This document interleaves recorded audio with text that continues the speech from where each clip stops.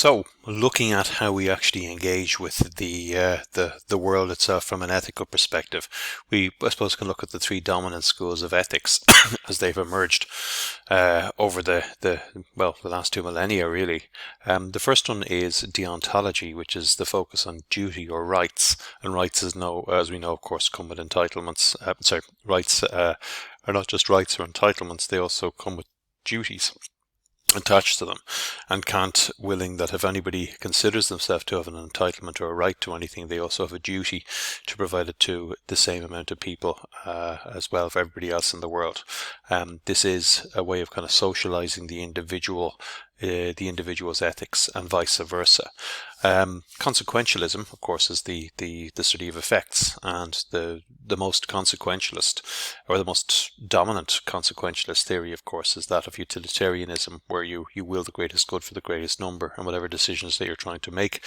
This, of course, is a very large-scale approach to doing things. You can see why it's been popular in economic discourse and in democratic politics. And finally, of course, virtue ethics. And virtue ethics is really a focus on an individual and their character, a way to help them to survive crises, pandemics, threats to their well-being, threats to their world, injustice, unfairness, all of these things. If we focus just on developing our own character, if we isolate the spirit of of becoming habitually good at just focusing on doing what the right thing is, and also as a way of fulfilling what our unique individual purpose is in the world, because the idea is that the world doesn't really create copies. No tree is the same, although its purpose, their purposes may be aligned, but like that, no individual person is the same, and we all have a unique thing that we were meant to do in relation to either just the people around us, or our community, or society, or a business, or whatever it is. We're all meant to do something. And if we are to find happiness and flourish, according to Aristotle and according to the virtue ethicists, we have to find this primarily through our work, because that's the way that our occupational choices and the things that we choose to do in the world are the things that are our most productive form of energy. It's not the only one, but the most productive way in which we can do things. So we have a duty to ourselves to find out what our unique purpose is, and not to copy anybody else or to judge ourselves by anybody's external standards. So with that in mind, when we look at these dominant schools of ethics that exist there, we have to reflect that most of these emerged from a pre-industrial era, and particularly the most, I suppose, influential one or popular one at the world at the moment is virtue ethics. Although Stoicism seems to be coming back into its own. We'll wait and see whether this is a fad or not again. So Stoicism is, not to misrepresent it, it's complete acceptance of all the good and all the bad that comes to us in our lives. But also, it's not that bleak and it's not that passive. It actually forces us to really zero in on however little we have, to be grateful for it. And if you're a person who's gratitude, if you're grateful for small things that you have, even though they don't seem that that this actually makes you have a better life and a happier life than perhaps the richest, most entitled person in the world, despite what they say they are. It's a key to genuine happiness. Back to virtue ethics, though, which is from around the same era, and there's it's the idea that by developing habits of character, we can find what our true purpose is, and flourish, and help other people around us flourish. And it's quite practical, and focuses on the reality that we will experience injustice and knocks as we go through life as well. The problem was, virtue ethics was initiated by Aristotle, and the way that he viewed the world, going back to the 4th century BC in ancient Greece. This is before the industrial era. It's before untold environmental damage was done through processes of advanced industrialization in our world as well. So, with a result that we're now faced in a situation where there are two different perspectives of looking at the beauty of nature. You can look at a lovely scene like that, and you can see the value of it coming from itself. Just it's inherently of value. It's inherently of worth. The natural world is something that we should just value because we are part of it and because it is beautiful. Or you can look at it as an instrumental value. people might look at that and say, well, how can I turn this into something that can work for us? Can we cut down those trees and turn them into fuel? Can we use that land in a different way? And when we're thinking about the value that we place on things, and the systems that we have in place to help us think about what's the best ethical way to behave in the world, it actually focuses our attention on our relationship to the natural world as something that we're increasingly concerned about, as not just that we need for aesthetic purposes, or we need to respect other species, but also in a very significant way that we need for ourselves. If we don't afford nature the same rights that we give to human beings, then what's going to happen to us as a species in our own rights and our own terms? So the value concepts that we're dealing with when we begin to look at the ethics of business and the environment and ourselves, are we focus in on these value concepts, and there's different ways of viewing them. Ecocentrism is the principal focus is that the natural world in itself is good. And from this we have theorists such as James Lovelock. James Lovelock was an independent climate scientist, writing, did a lot of work in Ireland, I think, in the Kerry area as well. And his research was instrumental in helping us detect or identify a fact that there was a fissure forming in the ozone layer, letting in more higher levels of ultraviolet rays, contributing to the melting of the ice caps and global warming. And Lovelock's perspective is based on something that he's been associated with since, which is called Gaia theory. And the principle of this is that Gaia, I think, was the ancient Greek goddess of the natural world, or somehow connected to nature. A little classicist, correct me on that. But as he describes it, Gaia is the spirit of the planet. And we have to think of the planet as one large ecosystem, or even an organism in its own ways. If we look at things at a cosmic level, the entirety of the universe, the Earth is actually quite small. So we're looking at the planet, we're thinking about the way that it exists, and the way that it exists in tandem with itself.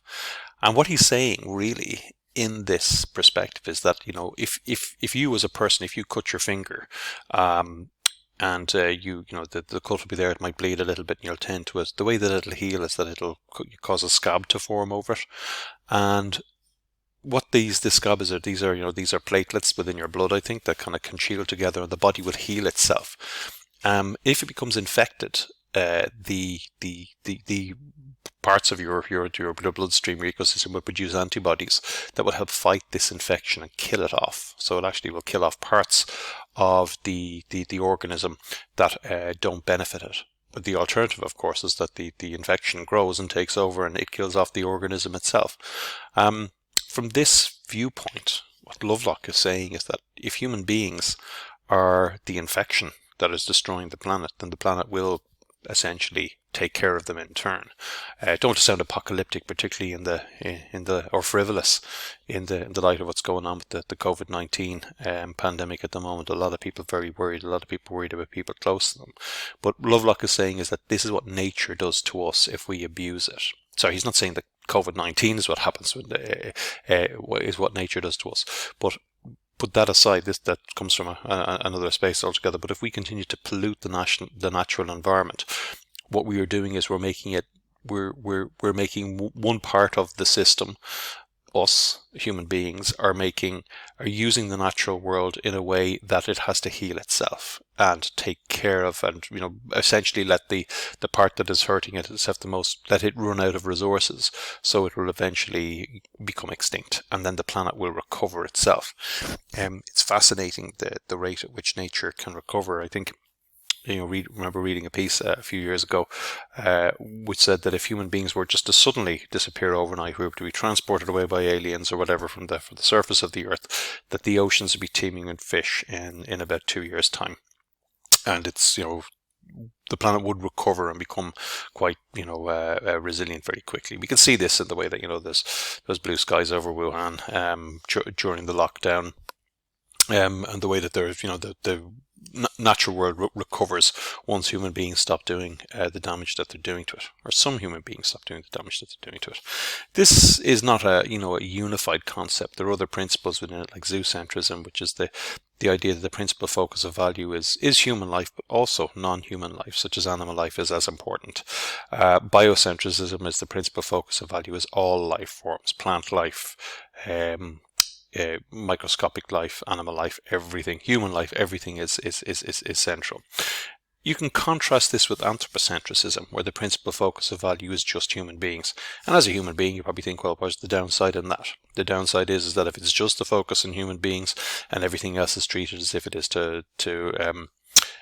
all the other parts of the climate are treated as if they are a part of this and not central to it, then it means that we overuse them, eventually leading to a crisis.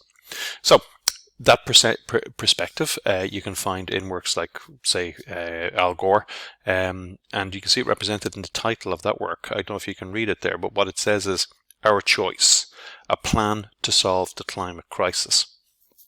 And in that, you can really see the human centricism of it. So it's us, not the planet, it's us, human beings, and we have a choice. We can do action about it. We can plan to solve. Right, we can plan to solve the climate crisis, which means that their human beings are at the core for coming up with a solution to what we've done to the natural world, and that goes against the Gaia perspective, which says, well, human beings are, haven't really been here a long time in the broader scope of geohistory. So what it means is that the planet will survive without us, and it will be fine. And our choice is that we are kind of at the center of this. Now, being human beings, that doesn't mean that we negate our own existence, or we just roll over and let pollution happen and stop, and allow industrialization to continue to run amok. It does mean, though, on the other hand, that we do that perspective that the planet will last without us, is something that can help configure a different form of action. When we talk about environmental ethics, though, I think in many people's minds they mean one thing. But there are a variety of different approaches that we can adopt, and we can take on in relation to this. So one thing that I'd like to do is, if you just get a pen and a piece of paper, we'll do a quick exercise in the second part of the lecture where we do this in a bit more detail. You're going to be presented with 20 statements, and you're going to be asked to indicate your agreement score with each one of these.